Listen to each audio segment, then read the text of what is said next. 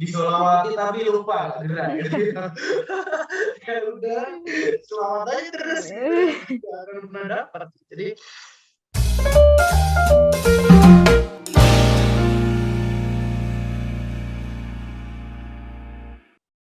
Bismillahirrahmanirrahim. Assalamualaikum warahmatullahi wabarakatuh. Halo teman-teman semuanya, kembali lagi bersama saya Adelia di Tutor Alumni, dan ini adalah Tutor Alumni part kedua ya. Nah, pada kesempatan kali ini kita akan ada kedatangan dari seseorang alumni yang saat ini juga sedang berkarir tentunya di bidang akuntansi. Nanti kita akan bincang-bincang bersama si sosok ini. Sebelumnya selamat pagi dan selamat siang dan selamat datang Mas Kory. Terima kasih sudah meluangkan waktunya untuk hari ini. agak geli tadi dengar suara sosok gitu, kayak Waduh. penampakan. Oke, kami dari tim media Prodi Akuntansi FB UII, saya Adelia dan juga ada beberapa teman di sini.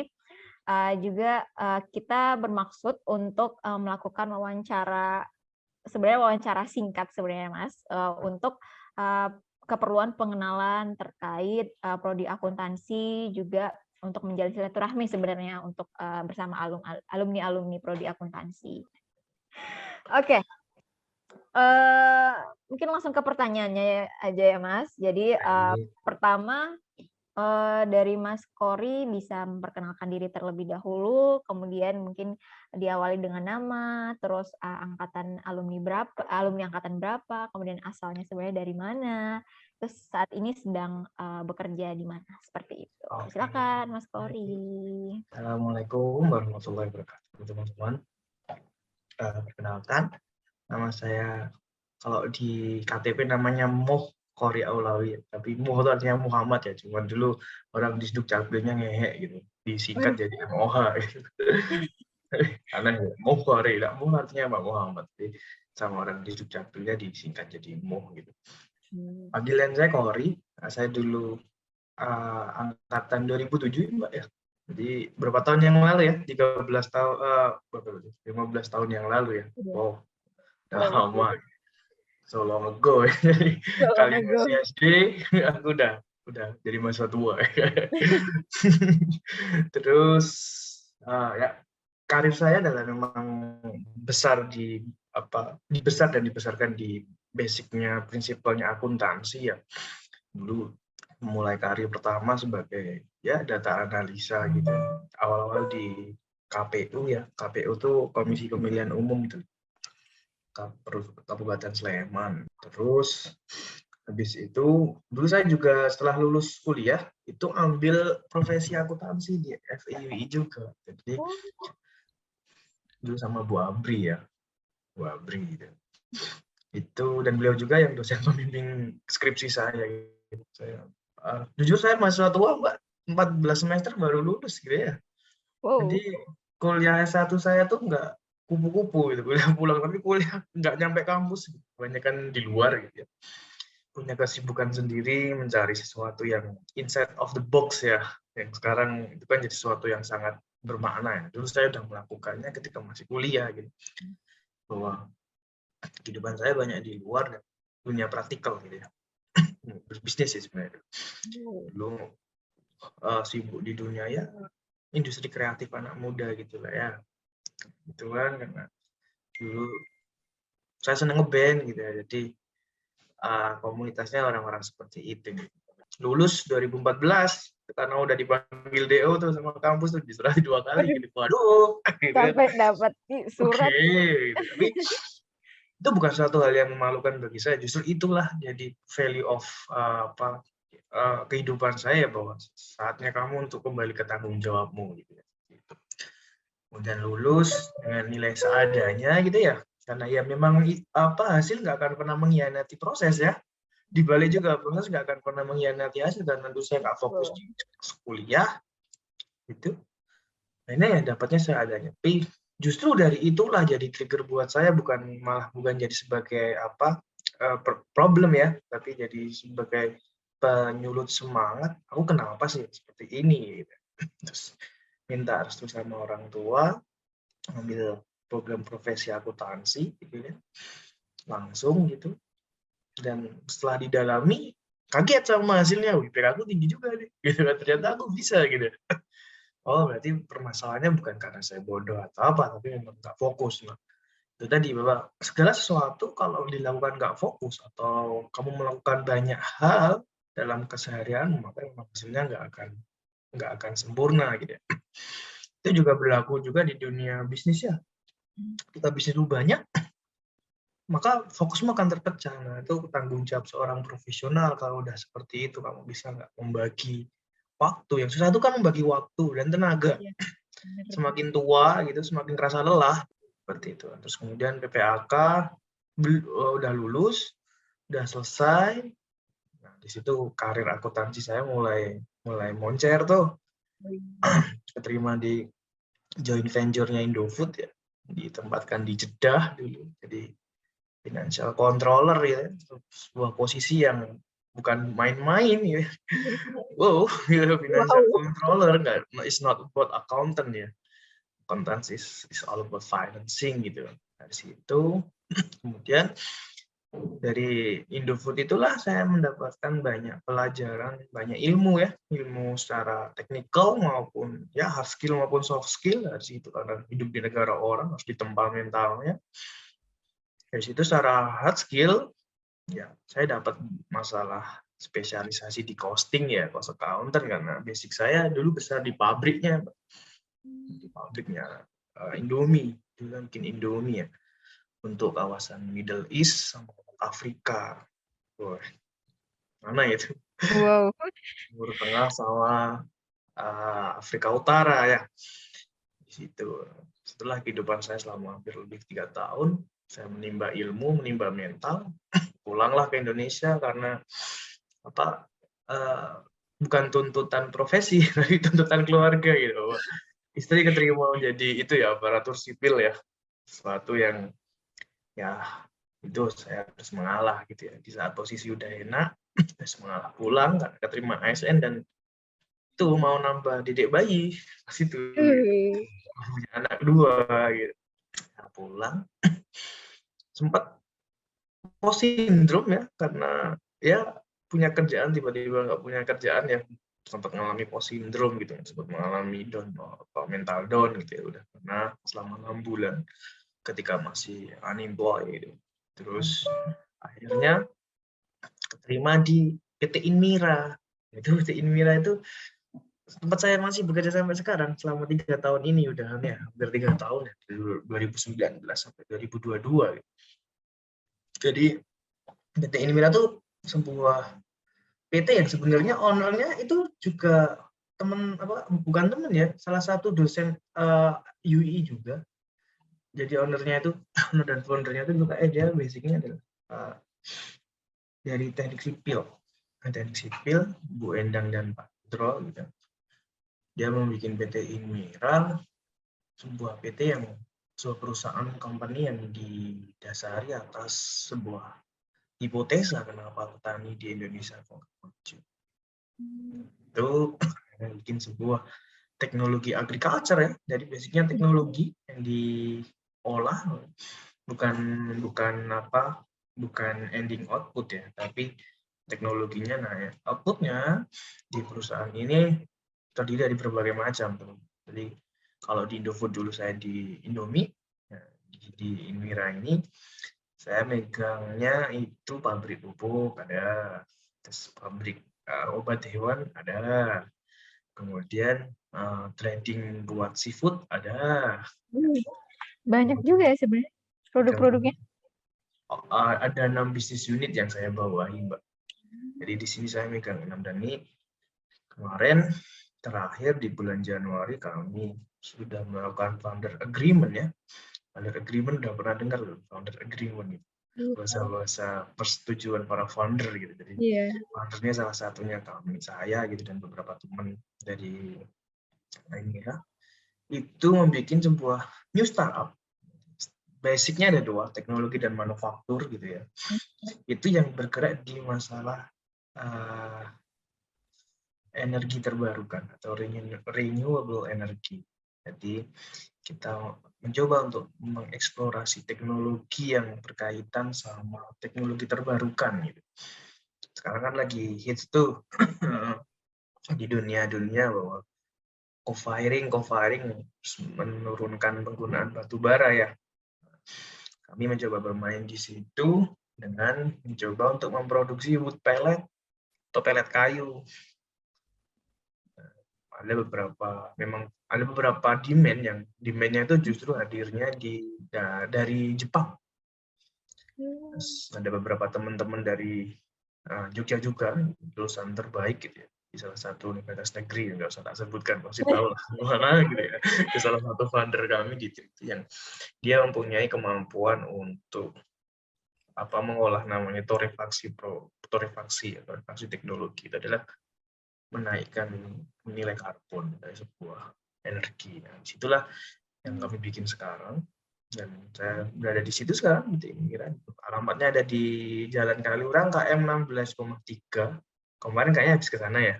Iya, kemarin saya juga kebetulan ke sana. Gimana kantornya, asik? Asik sih, Mas. Banyak tumbuhan-tumbuhan itu kayak betul, hijau ya. Hijau-hijauan gitu, terus asri. Nah, itu kantor kami gitu. Tapi kemarin pas pada ke sana saya lagi off karena mulai terserang flu. Takut kalau Omikron gitu. Sekarang flu jadi satu hal yang sensitif lagi. Jadi posisi saya sekarang ada di Finance Accounting Manager Group-nya ya. Sebenarnya ya posisi teratas di bagian keuangan ya. Finance itu ada di sana. Saya sekarang punya sekitar 7 staff di bawah. Seperti itu. Oke. Sekarang kita mau throwback sedikit nih Mas ke waktu saat-saat Mas masih menjadi mahasiswa akuntansi UII. Nah, pada saat itu kenapa sih sebenarnya memutuskan untuk masuk ke akuntansi UII? Atau mungkin bagaimana sih strugglingnya waktu masuk kuliah sampai akhirnya masuk menjadi mahasiswa UII gitu loh. Ceritanya panjang ya. Jadi Waduh, sejak aja, Mas. SD itu nilai matematikanya saya bagus, Mbak. Jadi memang pintar matematika dari dulu ya. SD SMP gitu. Kalau ulangan tuh pasti pada rebutan mau jajar sebelahan gitu, karena memang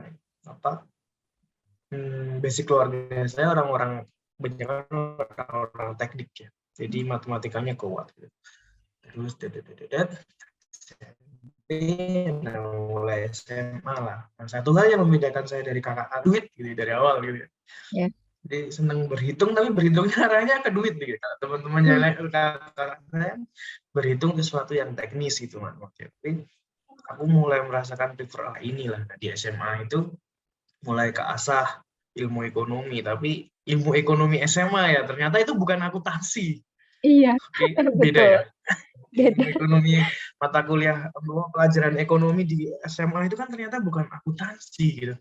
Bahwa ini adalah pelajaran ekonomi pembangunan gitu kan, ngitung pajak, yang lain. Justru akuntansinya malah sedikit. Nah, kemudian ketika itu dia namanya anak kecil ya, habis lulus SMA itu kan masih nyari jati diri ya. Daftar apa ya. Terus nggak tahu kenapa pengen daftar akuntansi gitu ya. Harusnya daftarnya manajemen atau ilmu ekonomi sih ya. Daftar akuntansi, jebret gitu. Padahal di SMA mata pelajaran akuntansi jarang banget saya terima gitu ya. Dulu kan masih ingat diskonto, tabilaris gitu ya, bingung kan, apa sih ini gitu. Soal akuntansi, sempat nge-lag tuh, waduh, awal-awal kuliah itu salah nih. Salah, struggle mencoba untuk memahami. Dan dulu, jujur aja ketika 2007 itu, seumuran mahasiswa baru memahami sebuah literasi Inggris tuh sesuatu hal yang masih jarang ya. Iya, benar. Beda sama sekarang, sekarang literasi Inggris bisa ditemukan di mana-mana. Dulu dalam 2007 tuh HP kami masih yang SMS, jadi belum secanggih sekarang ya. Ketika mau baca artikel tinggal download di mana aja, dulu kami belum seperti itu. Jadi salah satu strugglingnya adalah kami harus berpikir dua kali karena bukunya teman-teman kita, teman-teman bahasa Inggris semua ya kan. Akuntansi pengantar punya siapa, Keisuwagen nih ya. Keisuwagen ya. Isowagen. apa ini ya, terus banyak kemudian mulai Isowagen kan bener kan. Terus mulai ketemu istilah-istilah yang istilahnya beda ya. Kalau istilah yang paling beda adalah yang dulu tuh yang tak ingat banget ketika aku membandingkan antara bahasa yang di buku dengan bahasa yang di kamus, itu adalah merchandise inventory gitu. Kok merchandise ya? Merchandise ya. Kemudian bahasa kemudian yang temukan adalah materialitas. Nah itu adalah struggle-nya ketika kita jadi mahasiswa baru di bidang akuntansi gitu. Kemudian yang membuat makin tidak mengerti adalah bahwa kita dulu nggak pernah dapat praktek langsung kan. Akhirnya teori yang justru ini yang saya dapatkan bahwa susahnya menjadi seorang akuntan itu bukan menentukan apa ini debit atau kredit, bukan itu ya, tapi mengikhtisarkan bahwa ini tuh sebenarnya logika transaksinya apa sih. Gitu ya gitu. Itu yang sangat-sangat susah, yang level basic harus teman-teman akuntansi itu harus pahami banget gitu. Jadi nggak cukup hanya paham apa akuntansi equation ya, persamaan akuntansi ya, bahwa aset sama dengan liability dan equity, nggak seperti itu gitu, bahwa ada hal yang lebih susah lagi yang teman-teman harus gali lebih dalam terkait masalah logic of transaction gitu, melogikakan. Jadi itu yang susah. Dari situlah perjuangan-perjuangannya. Tapi memang karena basicnya dulu tuh suka berbisnis ya, dari SMA mulai berbisnis kan. Nah ketika dapat mata kuliah kewirausahaan tuh seneng gitu. Nah, ini adalah sesuatu yang saya sering lakukan di lapangan gitu. Ilmu-ilmu yang praktikal yang digabungkan dengan teorinya dapat, tapi akan sangat berbeda ketika ketemu dengan akuntansi yang so far kita nggak pernah mau pakai, bukan nggak mau pakai karena nggak semua orang bisa akuntansi ya. Iya. Bahkan nggak semua orang lulusan akuntansi itu bisa akuntansi. Itu teman-teman saya banyak gitu ya, wah akuntansinya udah lupa. Ya karena memang ini suatu hal yang harus diasah gitu, dan biasanya harus learning by case ya, bukan learning by doing ya. Transaksionalnya harus jelas. Itu sih struggle-nya dulu ketika terus karena merasa susah, terus udah kenal duit ya dari kecil ya gitu, dari dulu. Ya buat apa sih kuliah gitu. Terus, ya gimana sih? Langsung cari duit aja. Ya, karena flow-nya kan gede ya, cash flow-nya dulu gitu, dapat umuran yang segitu yang belum punya kebutuhan, hidup masih wild and free gitu ya. Ya akhirnya, tapi semua itu ada waktunya, waktu berakhirnya adalah panggilan DO itu. Oke, aku harus kembali ke tanggung jawab ke orang tua ya. Wah, aku dulu minta kuliah gitu kan, kamu sekarang harus tanggung jawab kelarin dong.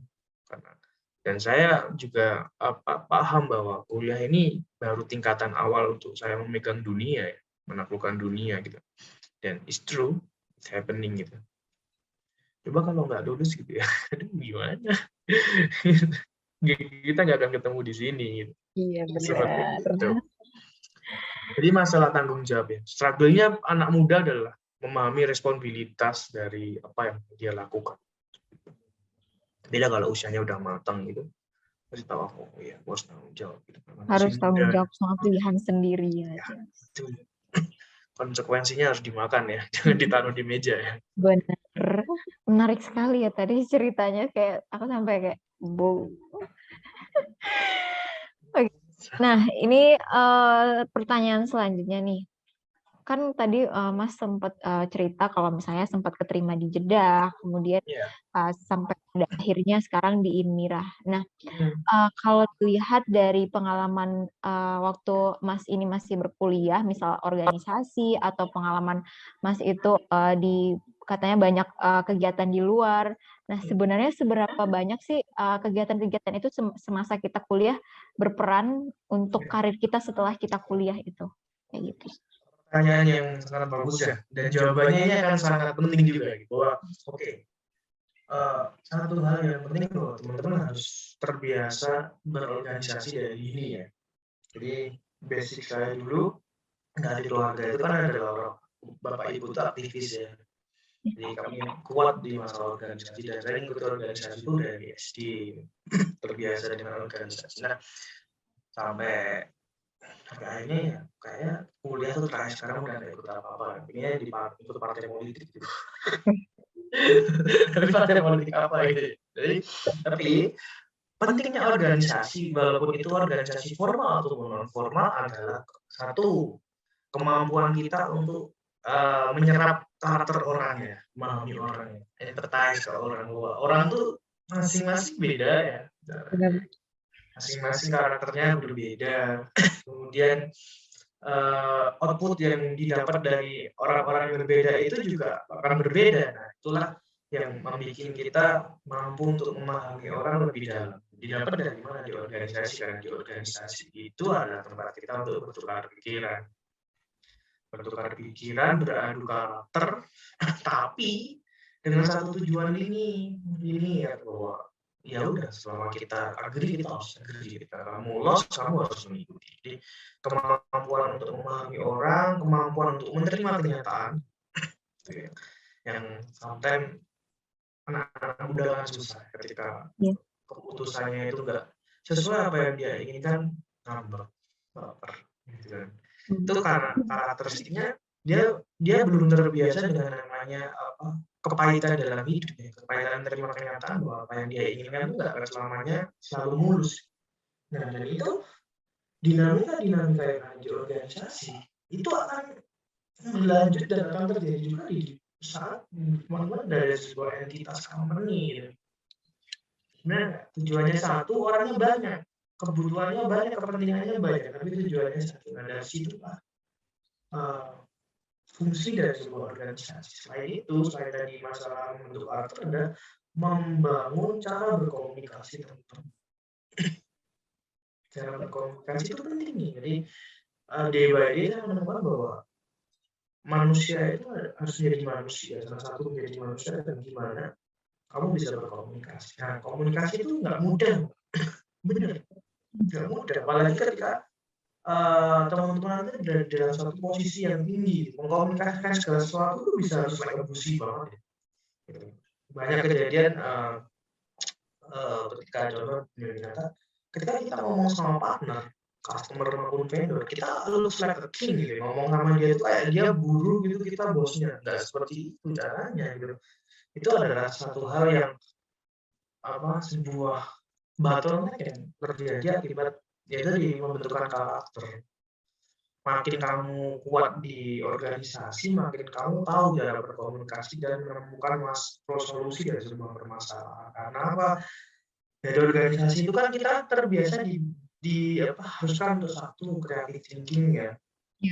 Pikirnya leader harus creative thinking ya. Kreatif ketika menemukan permasalahan. Berorientasinya pada solusi ya, bukan berorientasi pada problem ya. Ketika kita berorientasinya terhadap permasalahan, kamu akan lupa bahwa permasalahan itu kuncinya misalkan ada solusi. Tapi kalau yang dikulik permasalahannya terus diperdebatkan, kemudian malah lupa memikirkan solusi, solusinya pergi. Gitu. Dan solusi itu ada di setiap permasalahan pasti akan ada solusi. Dan begitu juga di balik setiap solusi pasti ada permasalahan di baliknya. Nah, cuman cara kita berpikir atau mindsetnya kita harus berorientasi pada solusi. Oke, yang kedua, jadi lupa tadi solusi. Kemudian kita harus pintar masalah analytical thinking. Ketika tadi yang pertama creative thinking untuk mencari solusi atas sebuah permasalahan, analytical thinking juga permasalahannya harus dianalisa. Bukan diperdebatkan ya, tapi dianalisa. Kenapa sih? Oh, ada permasalahan, kita harus dianalisa. Dan menumbuhkan analytical thinking yang kuat itu butuh intuisi. Intuisi itu didapat dari namanya keterbiasaan. Nah, berbeda nih, Mbak. Profesional yang udah pro gitu ya, dibanding dengan orang yang masih newbie pada profesinya sama, itu akan berbeda ketika mengalami sebuah hal. Yang pro itu intuisinya udah jadi, udah apa loh kalau kayak gini pasti endingnya kayak gini nih. Nah, yang masih newbie, dong gini ya, si pro bilang aja cuma kayak gitu endingnya. Kita dibuktikan benar, karena level tertinggi dari sebuah orang itu adalah itu tadi terciptanya sebuah intuisi. Jadi titan tuh hafalan. hafalan berdasarkan historical ya. Oh, kalau si ini tuh orangnya gini. Kenapa kok bisa gini? Karena dia punya database yang kuat. Nah, seperti itu. Kemudian ketika kreatif udah dapat, analytical thinking dapat, nah, yang terakhir adalah organisasi itu fungsinya sangat penting untuk gimana kita bisa sepakat dengan sebuah keputusan. Itu yang susah tuh. Benar. Karena tiap orang punya ego masing-masing ya sih, Mas. Dia Itu punya adalah pendapatnya masing-masing. ya udah memposisikan diri pada posisi terendah itu adalah ketika ego kitanya di approve, kita setuju dengan orang kita itu susah banget. Itu adalah tingkatan manusia tertinggi ya, kemenangan manusia tertinggi ketika kita bisa mengapresiasi, kemudian setuju dan melakukan apa yang bukan menjadi pilihan kita, tapi untuk tujuan bersama. Nah, itu kalau nggak pernah ikut organisasi, jangan pernah berharap bisa mendapat hal yang seperti itu. Gitu. Oke, wah banyak sekali ternyata ya. Kalau mungkin bisa saya highlight tuh kayak kemampuan pengalaman berorganisasi itu bisa bikin kita lebih kenal sama orang lain, terus bisa belajar tentang struggling dan kepahitan untuk berorganisasi dengan orang-orang lain, kemudian melatih cara berkomunikasi juga, membentuk karakter kita juga, kemudian gimana kita bisa berpikir untuk mencari solusi, bukan malah debat tentang permasalahannya itu. Itu baru dari sisi yang mikro ya. Kalau udah meluas sampai ke masalah bisnis gitu, organisasi itu berbicara tentang koneksi. Betul. Jadi koneksi itu adalah hal yang intangible ya, nggak terlihat tapi nilainya akan sangat di-value-kan. Gitu. Jadi penting banget harus berorganisasi selama masih muda. Kalau masih muda, berorganisasi adalah membentuk karakter ya, membentuk pola berpikir. Tapi nanti kalau udah mature gitu, itu ada sisi lain lagi yang didapat dari organisasi. Salah satunya adalah koneksi. Kalau kata Nabi Muhammad, menjalin silaturahmi adalah pintu rezeki. Kita banyak dapat insight loh dari Mas Kori ini. Pasti yang lainnya juga bagus lah ya. Ini dari sisi perspektif apa yang saya alami. Iya. Oke, Mas. Kalau sekarang kan berarti Mas Kori di Inmira sebagai finance manager, finance and accounting manager. Nah, sebenarnya tuh kalau di sana bagaimana sih proses kerjanya? Apalagi kan Inmira berdasarkan jenis bisnis yang teknologi pertanian, agro kayak seperti itu. Sebenarnya itu prosesnya seperti apa? Apalagi kalau misalnya dimasukkan unsur-unsur keuangannya mungkin seperti apa, pencatatan dan lain-lainnya. Kemudian mungkin mata kuliah apa sih di akuntansi ini yang berperan banget dalam posisi Mas Kori saat ini? Oke, baik. Inmira itu kan bisnis unitnya ada manufaktur satu ya, ada services satu, dua, yang ketiga ada full trading ya. Jadi trading itu yang paling sering kita belajar. COGS, ada apa gitu. Jadi dari total itu ada 3 bisnis industri yang berbeda. Dan tentu saja akuntansinya harus fleksibel dong. Nggak bisa dong trading kalau akuntansinya pakai akuntansi manufaktur gitu ya. Service dipakai akuntansi manufaktur ya. Jadi di situ saya harus mengimplementasikan tiga bentuk ya, 3 model akuntansi manufaktur, akuntansi service atau kontraktor gitu ya. Kemudian akuntansi trading dan terakhir akuntansi agriculture PS 69 kalau mau belajar itu. Nah, dia ada 4. Jadi di situ saya belajar tuh, Mbak. Basic saya kan manufaktur. Manufaktur tuh karena bersumber dengan manufaktur adalah salah satu bisnis yang advantage yang paling susah dan akuntansi itu adalah akuntansi manufaktur gitu. Karena di situ harus ya apa teknikalnya dan triknya banyak dibandingkan sama Trading dan service itu simple, sesuatu ya yang sering kita pelajari itu adalah trading dan service. Tapi pernah nggak di mata kuliah apa itu yang mempelajari manufaktur? Ada yang pernah dapat belum? Mata kuliah apa? Mungkin pernah kulit-kulitnya aja kali ya. Yang apakah memproduksi sendiri, apakah harus mensubkontraktorkan, gitu kan?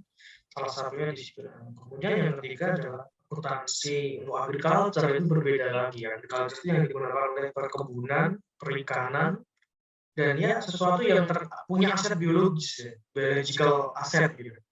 Itu diatur dalam PSK 9 dan satunya lupa. Nah, dari situ basic yang paling penting yang harus didapat untuk mampu mengimplementasikan sebuah sistem akuntansi prosedural yang bagus ya teman-teman harus kuat di masalah akuntansi pengantar.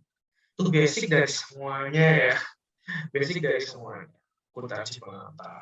Nah, terus yang kedua, ketika udah masuk ke manufaktur gitu ataupun udah mulai masuk ke mikronya, ini bisnis A, bisnis B, yang harus teman-teman patuhi adalah yang harus teman-teman kuatkan adalah terkait masalah akuntansi biaya. Pasti ya, akuntansi biaya kan berhubungannya sama profitabilitas kontrol, terus akuntansi keuangan itu penting banget, akuntansi keuangan. Dan yang terakhir itu adalah manajemen keuangan. Ayo, masih MK. net profit, net present value, dan net future value itu sesuatu yang sangat digunakan bagi sebuah company yang company modelnya adalah project growing. Jadi dia growth, dia nggak cuma satu kali bisnisnya itu. Nah, ini kan karakternya growth. Dalam 1 tahun dia harus bisa mendirikan bisnis baru. Bisnis baru itu dihitung dengan cara tadi itu NPV atau visibility study ya, studi kelayakan bisnis. Itu ada kan mata kuliah itu yang outputnya adalah laporan SKB ya, visibility study. Nah, itu juga penting banget untuk sebuah company. Nah, kalau jadi auditor, ya tentu saja audit harus kuat ya. Bagaimana kita bisa vouching sama tracing sebuah dokumen transaksi itu harus kuat. Tapi auditor pun basically harus paham kalau yang di audit perusahaan manufaktur, dia juga harus tahu tentang flow of manufaktur. Jadi itu saling terikat ya. Jadi semuanya penting. Semuanya penting gitu. Nanti tinggal mana yang dipakai. Bahkan kalau di perbankan akan jadi akuntansi perbankan juga masuk. Kalau di perusahaan seperti EY, kemudian KPC dan Deloitte, itu kebanyakan akuntansi internasional sama audit yang dipakai, sama manajemen keuangan seperti itu. Jadi tergantung apa yang dibutuhkan oleh user. Kalau usernya butuh akuntan staff ya basic akuntansi pengantar harus kuat. Akuntansi pengantarnya harus kuat. Kemudian kalau dia basicnya usernya butuh auditor ya mata kuliah auditornya harus kuat, statistikanya harus kuat. Bahkan ilmu statistika itu dipakai di mana-mana. Iya, statistika itu dipakai di mana. Kemudian kalau kerja di kayak Wika gitu, Wika, kemudian ya yang ada karya-karyanya gitu, yang kontraktor, terus paham akuntansi, model perusahaan kontraktor itu juga ada sendiri. Jadi depend on request ya. Jadi nggak hanya satu, tapi semuanya penting. Gitu. Tapi yang paling penting adalah kuasai dulu mana akuntansi kontrak. Nah itu penting banget. Jangan sampai bikin jurnalnya salah, jangan sampai bikin laporan keuangannya nggak beres. Yeah. Jangan sampai expense-nya minus. Itu susah. Gitu. Banyak expense-nya minus gitu. Terus jangan sampai ngitung. Nah, kalau di akuntansi yang punya inventory, company yang punya inventory berarti trade ya. Trade and manufaktur itu harus sangat-sangat akurat, harus sangat-sangat melototi banget di Mas area inventory valuasi. Nah, ini udah teknikal ya. Kalau Mbak mau belajar lebih dalam bisa lah kita ngobrol-ngobrol. Jadi basic inventory valuasi itu secara garis besar adalah jadi di sebuah sistem akuntansi nanti udah pernah minat sistem akuntansi apa? Sudah pernah. Itu adalah satu reportnya namanya inventory valuasi, adalah valuasi persediaan barang. itu nilainya jangan sampai berbeda dengan nilai di trial balance dari neraca ya. Jadi contoh nih yang di neraca nilai persediaan barang raw materialnya 1 juta, di inventory valuasi raw materialnya totalnya juga 1 juta. Jangan sampai 500. Wah, berarti 500-nya ini selisihnya apa? Ada manual adjustment nih. Nggak boleh kayak gitu. Jadi bekerjanya banyak seperti itu. Tapi lama semakin dalam ketika udah main di akuntansi akan menemukan kenikmatannya. Ya enak ya bahwa oke ini dan walaupun kerjanya itu nanti sebenarnya repeat order ya setiap hari.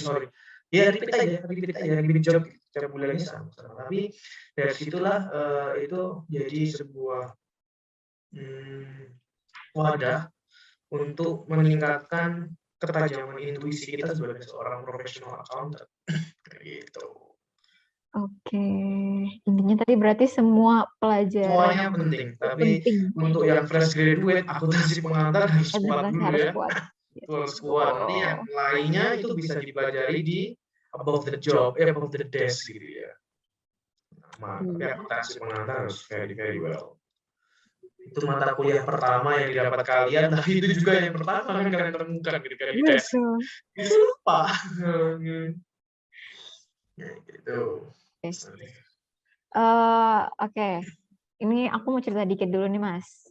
Sekarang kan akuntansi UI ini lagi rebranding menjadi akuntansi bisnis dan teknologi. Nah, menurut dari sisi Mas Kori sebagai alumni, sebenarnya bisnis dan teknologi dikaitkan dengan akuntansi secara real dalam karir atau dalam suatu perusahaan itu sebenarnya seperti apa sih? Kenapa seorang lulusan akuntansi itu harus paham akan teknologi dan harus paham bagaimana flow bisnis yang sebenarnya itu seperti apa? Seperti itu. Setuju banget. Jadi salah satu yang harus dipunya oleh akuntansi zaman sekarang itu adalah dia melek teknologi ya. Melek teknologi itu berarti dia harus mampu menyerap literasi perkembangan teknologi yang begitu cepat, gitu ya. Yang itu nanti mampu memberikan dampak positif bagi karirnya dia, atau ya ibaratnya teknologi itu adalah senjata buat akuntan sekarang. Kalau dulu akuntansi itu teknologinya Excel gitu, aku sekarang teknologinya ERP, Enterprise Resource Planning gitu ya. Ini teknologi basic yang teman-teman punya gitu, bagi orang akuntan gitu. Kemudian kenapa bisnis dan akuntansi dan teknologi nggak bisa terpisahkan di zaman sekarang? Satu, bisnis akan selalu berhubungan sama namanya akuntansi ya. Nggak akan pernah bisa lepas. Jadi seorang bisnismen yang nggak peduli sama akuntansi, ya udah bisnisnya akan biar. Dia nggak akan pernah lihat performa dashboard bisnisnya kayak apa gitu. Dia nggak tahu caranya bikin. Akuntan yang bikin. Nah, teknologinya gimana? Berarti teknologi itu secara basic adalah mempercepat informasi, mempercepat lead time dari sebuah informasi, betul kan? Informasi yang bisa diberikan oleh akuntan, salah satunya laporan keuangan yang tujuannya untuk nanti untuk sebagai referensi untuk mengambil sebuah kebijakan, itu harus cepat juga. Nah, salah satunya bisa menggunakan sebuah sistem akuntansi. Kemudian bisnisnya berkembang bisa antar negara, antar pulau. Bayangin nggak kalau nggak ada sebuah sistem akuntansi di dalamnya ataupun sebuah ERP yang terintegrasi, reportnya kapan bisa muncul? Jadi new akuntan itu harus benar-benar udah melek sistem akuntansi. Gimana sih pakai gitu? Terus sistemnya tuh gimana? Basically antara sistem akuntansi termahal yang pernah saya pakai bernama SAP dan sistem akuntansi yang termurah yang pernah saya pakai bernama Jurnal, Makari, basicnya sama, modulnya sama. Tinggal gimana kita sebagai seorang user, sebagai orang mampu menggunakan dan mampu memaksimalkan fasilitas yang ada dalam sebuah sistem ERP. Nah, kemudian ketika udah pintar menggunakan sebuah sistem, yang kedua adalah memanfaatkan output dari sistem untuk dibikin namanya data analisa ya. Sistem itu kan nggak ada data analisanya, tapi dia adalah backbone dari semua data atau database lah.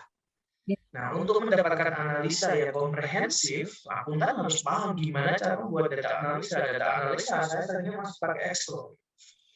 Analisa horizontal, analisa vertikal, analisa yang lain-lain. Itu adalah tinggal gimana kemauan kita dan kemampuan kita untuk mengoperasi sistem akuntansi itu, kita sedot reportnya, kemudian reportnya kita olah hingga akhirnya olahan dari report-report itu menjadi sebuah database yang bisa dibuat oleh manajemen untuk mengambil sebuah keputusan. Gitu. Jadi itu tadi creative thinking-nya tadi ya. Ya, kembali ke creative thinking. Karena sebagus-bagusnya sistem akuntansi, kalau usernya noob, ya dia akan noob. Sama lah ya. Sebagus-bagusnya senjata, kalau sebagus-bagusnya mobil balap, F1, disuruh ngedrive-in apa namanya, tukang becak. Apakah F1-nya bisa lari 300 km per jam? Ya nggak mungkin kan. Jadi sistem tetap ada, sistem itu akan selalu ada, tinggal usernya siapa. Dan tingkat apa namanya, tingkat explore-nya user ini seberapa jauh untuk memanfaatkan sistem gitu. Oke. Seperti itu. Walaupun di sistem itu udah, kalau laporan keuangan udah jadi ya, udah matang ya. Tapi kan ketika kita jadi untuk menganalisa bisnis lebih dalam, itu kan nggak cuma cukup laporan keuangan, kita bisa analisa per akun ya, apakah bank rekonsiliasinya gimana, bank dibandingin dengan lead time pembayaran velocity-nya gimana, kemudian inventory, apakah inventory turnover-nya itu berapa persen, itu ngitungnya manual, nggak bisa diambil dari sistem langsung. Tapi kalau laporan keuangan kayak balance sheet, income statement, cash flow, change of equity, itu udah ada, udah random ya, karena nilai-nilainya udah terbangun. Tapi kalau untuk analisa yang lebih dalam, kita yang butuh.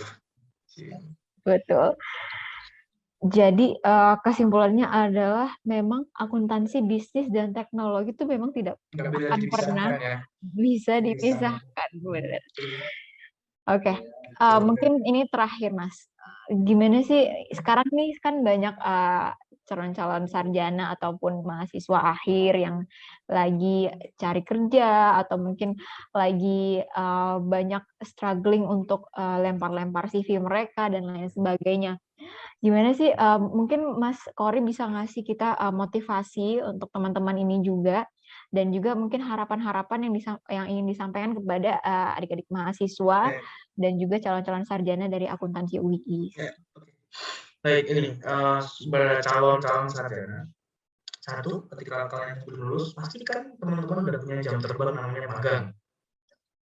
Oke? Itu akan jadi real advantage buat teman-teman.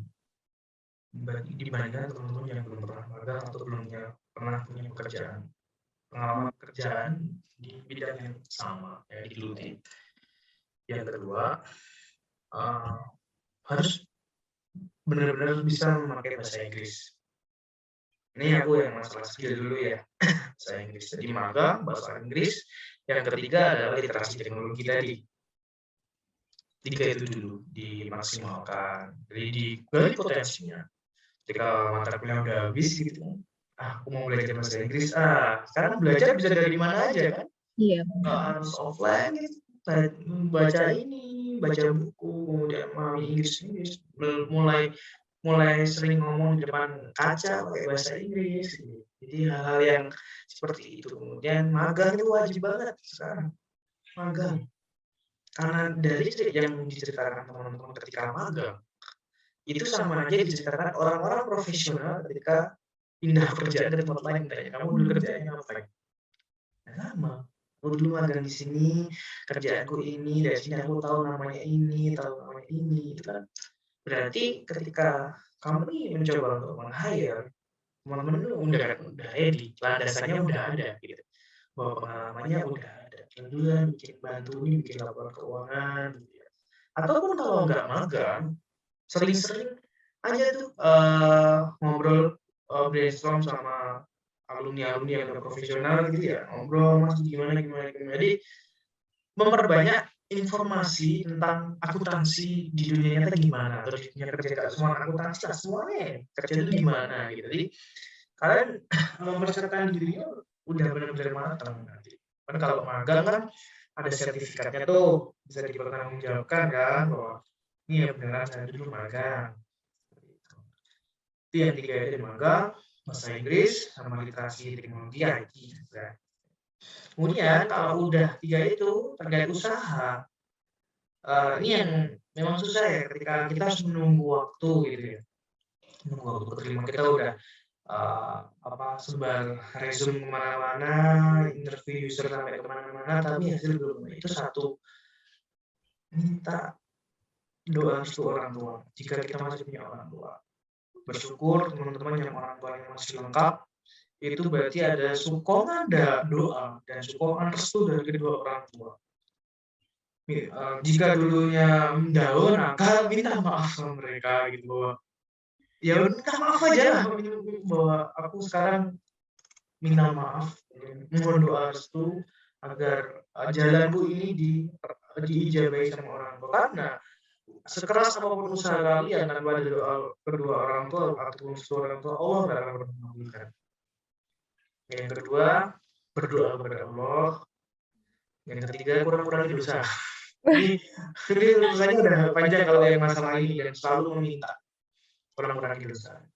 Kalau yang sering berdosa, mulai tobat lah ya, karena kalian mau nggak mau sudah harus terjun ke dunia nyata, dunia di mana senang-senangnya kalian itu sudah harus tinggal.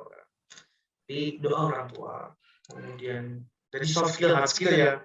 Kalau hard skillnya tadi itu, nah soft skillnya doa orang tua, doa kepada Allah ya, meminta dan kurangi dosa.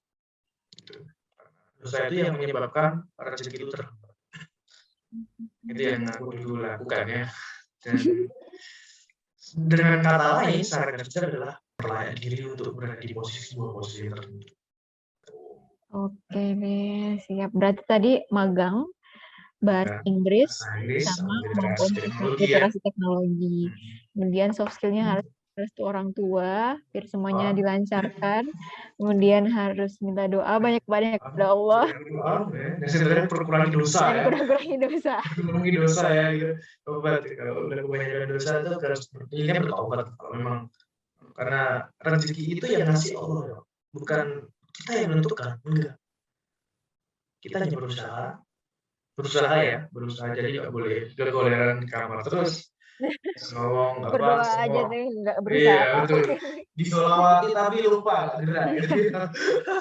Ya udah, selawat aja terus. Nggak akan pernah dapat. Jadi jujur aja, sebenarnya setelah kuliah itu adalah permainan mental ya. Teman-teman yang mentalnya kuat, yang akan berhasil. Tapi kalau teman-teman yang mentalnya lemah, maksudnya mental lemah tuh males, kemudian kebanyakan ngeluh gitu ya. Ya nggak akan menang. Di sini kalian yang menentukan nasib kalian sendiri, tapi yang mengiyakan adalah yang di atas. Yang mengijabahi adalah orang tua. Jadi jangan pernah lupakan orang tua, Allah Tuhan yang dalam melakukan segala karya. Sekeras kuat apapun, ada Dia yang selalu dia yang mengiyakan atau untuk menenggakkan, bukan orang lain. Masya Allah. Itu yang harus diingat juga sebenarnya sama teman-teman semuanya ya, bahwa masih ada Allah. Itu pesan itu tuh aku kemarin dapat ketika aku jalan ke Bandung gitu, bahwa ada salah satu pemain besar bisnis di Bandung. Beliau ngomong kayak tadi, sekuat-kuat apapun kalian, jangan pernah lupakan Allah ya. Dia yang menentukan apakah kita berjalan atau enggak. Karena saya kalian itu, benar juga ya. Selama ini aku nggak ingat ya. Aduh. Oke. Ini terakhir Mas, mungkin ada quotes atau closing statement untuk teman-teman yang sekarang masih kuliah atau calon alumni, bagaimana pesan-pesannya, motivasi atau ya kata-kata terakhir lah untuk mereka. Baik, untuk yang masih kuliah dan mau jadi calon alumni, satu, selesaikan tanggung jawab kalian dengan sebaik-baiknya pada orang tua kalian. Jadi sebaik-baiknya itu ya apa yang kalian lakukan itu adalah tanggung jawab kalian. Apapun bentuk usaha kalian, apapun hasilnya, ya ini selesaikan. Kemudian, kalau sudah jadi alumni, pastikan bahwa kalian harus kuat berjuang setelah babak selanjutnya, babak yang lebih susah lagi ya. bapak yang meras perasaan gitu ya. Kalau dulu waktu kuliah tuh pacaran diputus sakit hati, ada yang lebih menyakitkan dari itu. Ada yang lebih menyakitkan dari itu. Dan kalian akan siap face to face dengan hal seperti itu. Ada yang lebih menyakitkan daripada itu. Kemudian fokus dengan apa yang akan kalian dapat, apa yang kalian cari, dan hari demi hari perbaiki diri ya. Naikkan kapasitas diri, kualitas, kemudian jangan lupa untuk terus berdoa dan hormat dan patuh pada orang tua ya. Itu penting. Orang tua adalah kunci dari segalanya. Oke. Oke. Cukup, Mas? Nah, itu cukup tapi pendek tapi susah loh. Iya. Oke, terima kasih banyak. mental Ya, mental, perbaiki mental diri, harus. kemudian jaga restu orang tua. Itu penting. Kalau kalian sekarang punya permasalahan dengan orang tua, kembali kepada mereka, minta maaf. Oke. Terima kasih, Mas. Jujur aja ya, satu kenapa kok orang tua? Itu ada filosofi di baliknya. Kalau kalian kan menjadi orang tua, bentar lagi. It's right. That's right. Bentar lagi kan menjadi orang tua, kan menikah, kemudian punya anak, pasti ingin anaknya sukses ya. Gak ingin punya anak yang gak sukses. Itu sama dengan orang tua kalian sekarang. Ya gitu. Komen good luck lah ya buat semua teman-teman. Itu nggak tak tunggu di atas, tak tunggu di kedai kopi. Oke deh, terima kasih Mas Kory Aulawi kedatangannya hari ini. Teman-teman tim dari apa nih? Media Akuntansi, Media Akuntansi FEB UI ya. Very proud ya bisa sharing sedikit lah di sini ya. Semoga bermanfaat. Amin. Good luck buat kalian.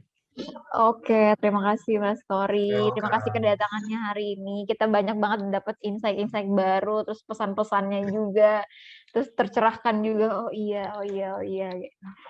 Wow, terima kasih banyak Mas Kory. Mungkin kita bisa ketemu di lain kesempatan, bisa sharing-sharing lagi. Saya di Jogja gitu. Kantornya juga pinggir jalan gitu. Kalau Mas ada sesuatu yang ingin di-sharing, langsung aja. Oke, terima kasih. Oke. Terima kasih untuk semuanya yang sudah menonton Tutor Alumni hari ini. Semoga ada pesan yang bisa diambil dari Tutor Alumni hari ini. Dan sampai jumpa di Tutor Alumni berikutnya. Wassalamualaikum warahmatullahi wabarakatuh. Waalaikumsalam warahmatullahi wabarakatuh. See you.